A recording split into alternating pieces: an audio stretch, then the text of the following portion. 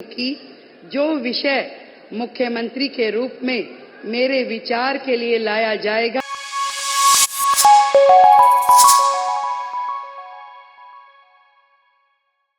नमस्कार, आप देख रहे हैं जनसंवाद 24x7। दिल्ली में नई सरकार का गठन कुछ देर बाद होने वाला है। मुख्यमंत्री रेखा गुप्ता के साथ 6 विधायक और शपथ लेंगे, जिसमें कपिल मिश्रा, आशीष सूद, डॉक्टर पंकज, मनिंदर सिंह सिरसा जैसे 6 विधायक दिल्ली में मंत्री पद संभालेंगे। कैबिनेट मंत्रालय उन्हें मिलेगा। जिस तरह से पिछले कुछ दिनों से दिल्ली में सरकार गठन के लिए जो लेट लतीफी चल रही थी, उसके क्या कारण थे? क्या प्रवेश वर्मा को मनाने की कोशिश की जा रही थी? प्रवेश वर्मा जिनके चेहरे पर यह चुनाव लड़ा गया था, जिन्हें सभी लोग दिल्ली का मुख्यमंत्री मानकर चल रहे थे। अब तक नई दिल्ली सीट जिसने जीती उसी ने दिल्ली पर राज किया, चाहे वह शीला दीक्षित हो या फिर अरविंद केजरीवाल हो। नई दिल्ली से जो जीत कर आया वह दिल्ली पर राज कर गया, लेकिन इस बार ऐसा नहीं हुआ।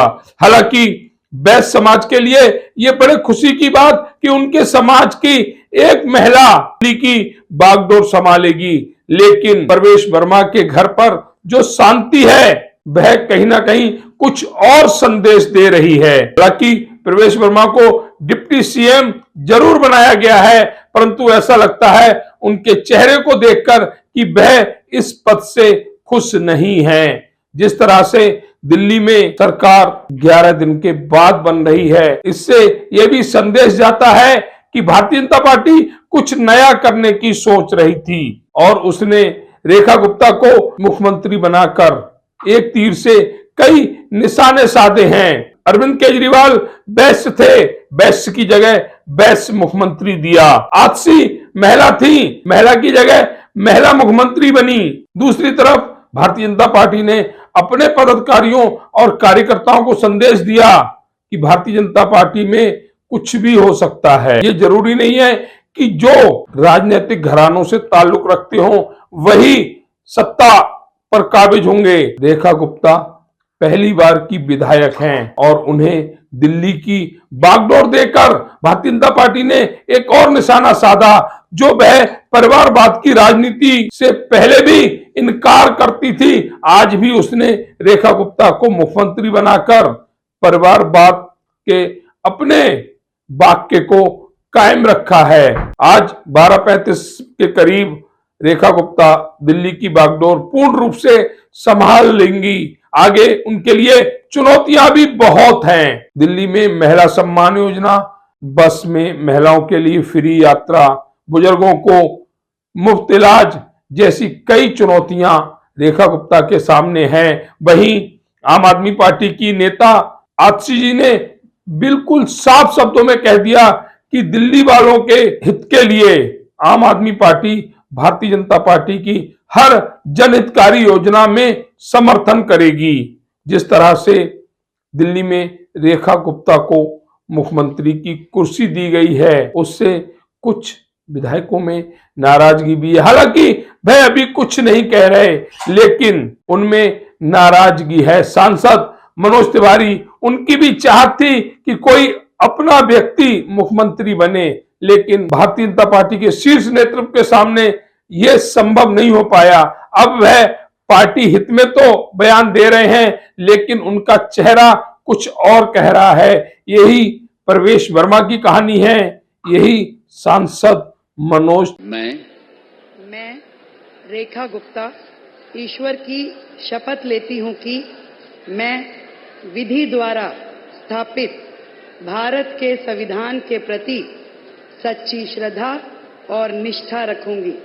मैं भारत की प्रभुता और अखंडता अक्षुण्ण रखूंगी।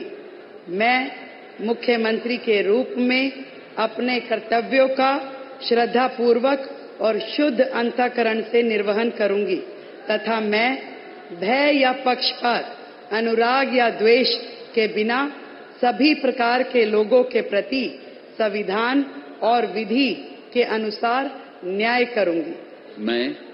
मैं रेखा गुप्ता ईश्वर की शपथ लेती हूं कि जो विषय मुख्यमंत्री के रूप में मेरे विचार के लिए लाया जाएगा अथवा मुझे ज्ञात होगा, उसे किसी व्यक्ति या व्यक्तियों को तब के सिवाय जबकि ऐसे मुख्यमंत्री के रूप में अपने कर्तव्यों के सम्यक निर्वहन के लिए ऐसा करना अपेक्षित हो, मैं प्रत्यक्ष या अप्रत्यक्ष रूप से संसूचित या प्रकट नहीं करूंगी।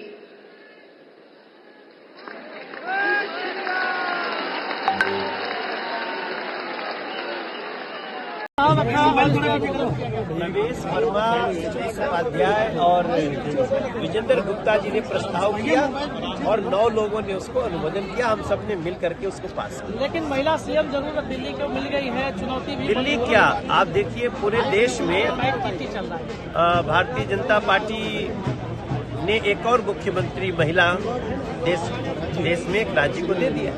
बहुत बहुत धन्यवाद। आज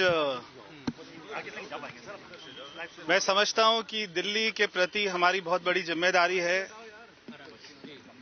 दिल्ली की जनता ने हमें इतना प्यार दिया, आशीर्वाद दिया। आज 27 सालों के बाद में दिल्ली में भारतीय जनता पार्टी की सरकार बनने जा रही है। मैं आज खास तौर पर हमारे प्रधानमंत्री आदरणीय श्री नरेंद्र मोदी जी का, जिनके विकास के ऊपर में दिल्ली के लोगों ने विश्वास जताया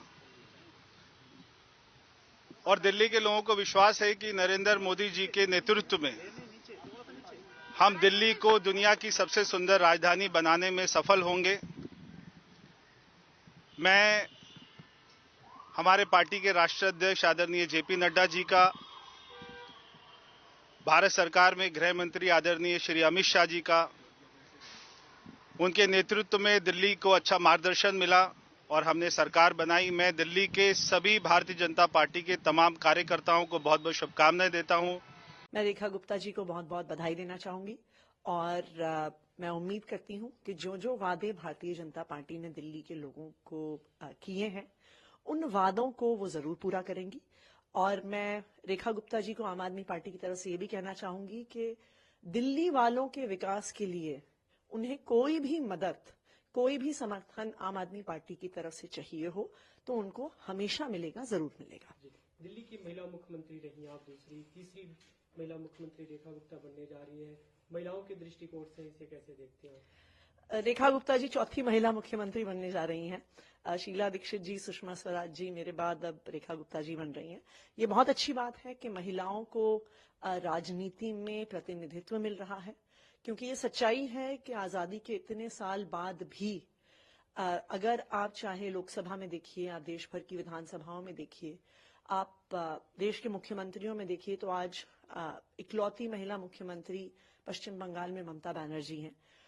तो ये देश की महिलाओं के लिए खुशी की बात है कि रेखा गुप्ता जी मुख्यमंत्री बनी है।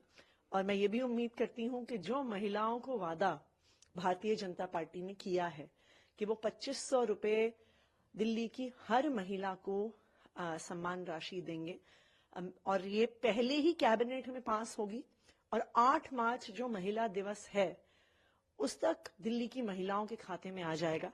मैं उम्मीद करती हूं कि एक महिला होने के नाते इस वादे को सबसे पहली प्राथमिकता के साथ रेखा गुप्ता जी पूरा करेंगे। कई नाम चलाए थे कि बीजेपी का सीएम ऐसे होगा, ये होगा, लेकिन जो अब नाम सामने आया, आप संतुष्ट हैं कि दिल्ली को जो मुख्यमंत्री मिल रही है? मैं तो देखिए, हम तो यही चाहते हैं कि जो वादे दिल्ली वालों को किए गए हैं वो वादे पूरे होने चाहिए, और मैं उम्मीद करती हूं कि रेखा गुप्ता जी वादों को जरूर पूरा करेंगी।